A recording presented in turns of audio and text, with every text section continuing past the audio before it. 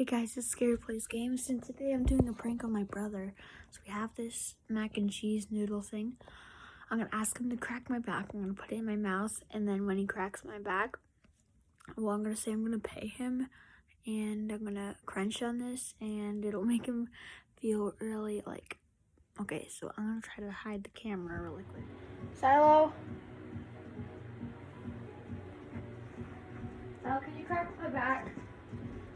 Like, can you like kind of like squeeze like that? 3. You're gonna fart, aren't you? No, just 3, 2, 1. Just squeeze. What? Ah! Ah!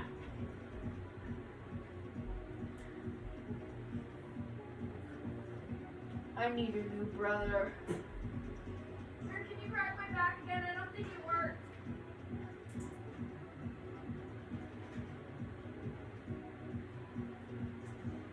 Alright. Okay, so can you try again? No. Seriously, just like squeeze more up here. Please.